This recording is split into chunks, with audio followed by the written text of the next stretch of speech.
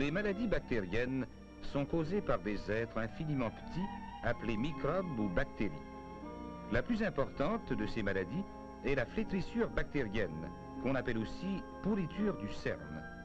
La flétrissure est transmise par une semence infectée et disséminée par les instruments.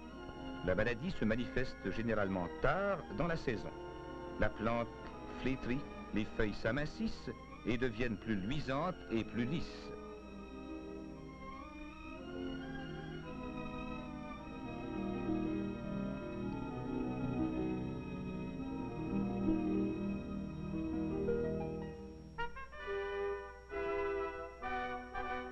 À mesure que la maladie s'aggrave, les feuilles passent par diverses teintes, variant du jaune pâle au brun foncé.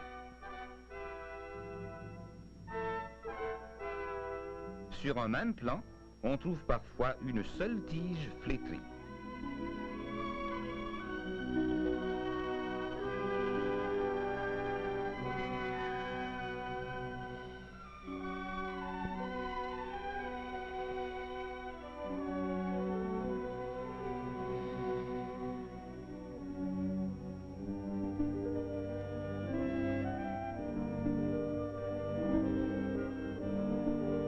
Les tubercules sont atteints aussi bien que les tiges. Les uns paraissent sains, les autres sont plus ou moins décomposés.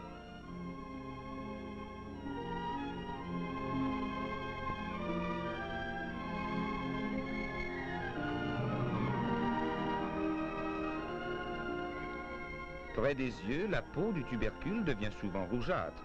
Il arrive aussi que le tubercule soit fendillé.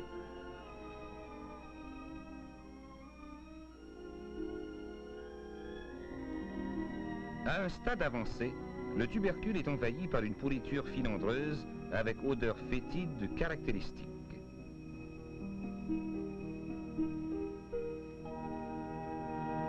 Les tubercules légèrement affectés paraissent sains. Si on les tranche, on constate que le cerne a pris une teinte jaunâtre.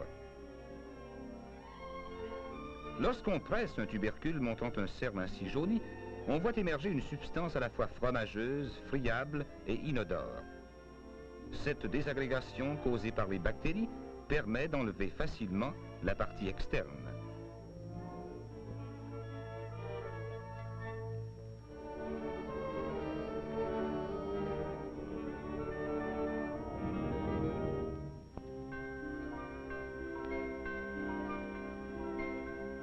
En faisant sur une lame de verre un frottis coloré de la partie malade, on peut, à l'aide du microscope, apercevoir les bactéries grossies plusieurs milliers de fois.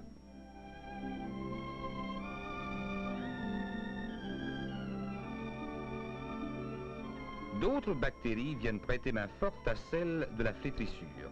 Le tubercule ainsi infecté se fendille, craque, suppure. L'œuvre de destruction est complète.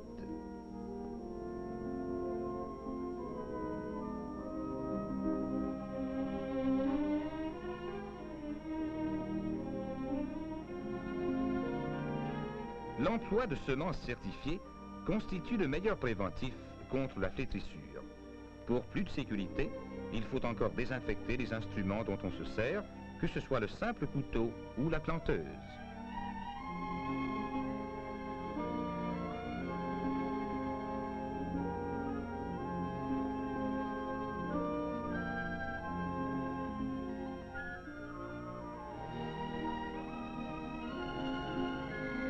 La désinfection des caveaux et des entrepôts est une autre garantie sanitaire qu'il ne faut pas négliger.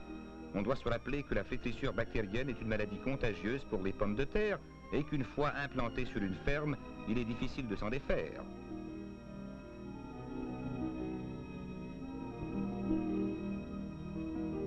La jambe noire est une autre maladie bactérienne moins répandue que la flétrissure. Elle peut cependant causer des pertes sérieuses dans certains cas, surtout dans les sols humides. La jambe noire apparaît généralement à bonne heure dans les champs. Les plants sont chétifs, pâles, rabougris. Les feuilles ont tendance à friser au sommet. Les plants malades s'arrachent facilement. La base de la tige et la racine noircissent, d'où le nom jambe noire.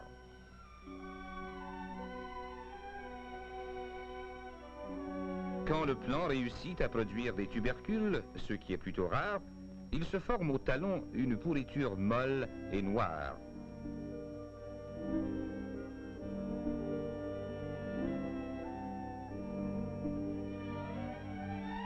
Lorsqu'au cours de l'été on aperçoit des plants atteints de jambes noires, il faut les détruire.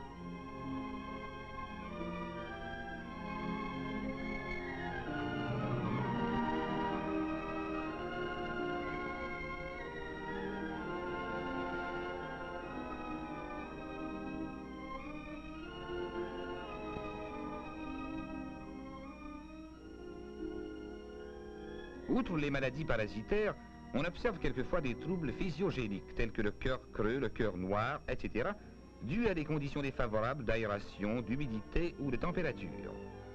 Dans bien des régions, les insectes et les maladies ne sont pas les seuls handicaps à la production des pommes de terre. Les rendements sont grandement réduits par suite de sécheresse prolongée. L'installation d'un système d'irrigation superficielle constitue alors une assurance efficace, quoique dispendieuse. Il suffit d'avoir une source d'eau à proximité de la ferme. Une pompe puissante et un système de tuyaux d'acier ou d'aluminium conduisent l'eau à la plantation. Des jets d'eau sont placés à une centaine de pieds de distance. Quand une partie du champ est bien arrosée, l'on transporte le système de manière à couvrir toute la plantation.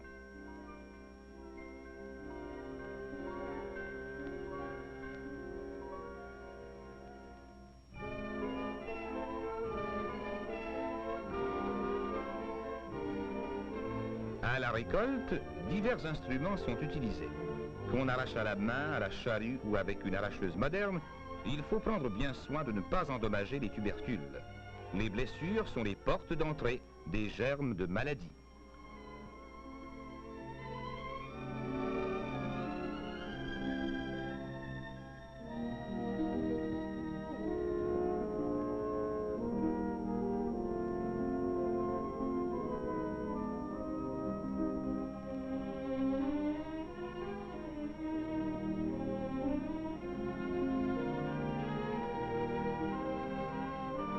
Il faut encore manipuler les tubercules avec soin durant le chargement et le transport.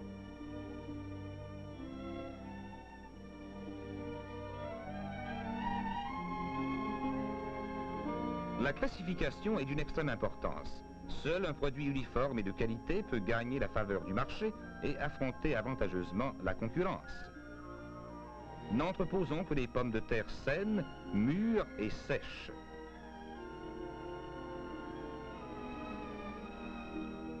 Il faut ventiler convenablement et maintenir une température de 38 à 42 degrés Fahrenheit pour les pommes de terre de consommation et de 34 degrés Fahrenheit pour les pommes de terre de semence. Autrement, il y a danger de pourriture. Les centres de production éloignés des grands marchés possèdent des entrepôts qui servent à conserver de fortes quantités de pommes de terre en attendant leur expédition, soit par chemin de fer, soit par bateau. Avant d'être exportées, les pommes de terre sont soumises à une inspection rigoureuse afin d'empêcher la dissémination des maladies et des insectes d'une province ou d'un pays à d'autres.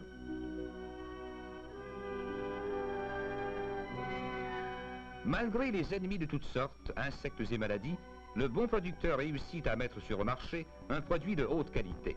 Sa tâche lui a été grandement facilitée par les nombreux travaux de recherche et d'expérimentation des agronomes. La lutte contre les insectes a bénéficié de la découverte d'insecticides tels que le DDT. L'emploi de semences certifiées permet d'éliminer les maladies à virus comme l'enroulement et la mosaïque. Les arrosages et les poudrages fréquents et appropriés ont raison des brûlures hâtives et tardives. De bonnes mesures sanitaires tiennent en échec la jambe noire et la flétrissure bactérienne.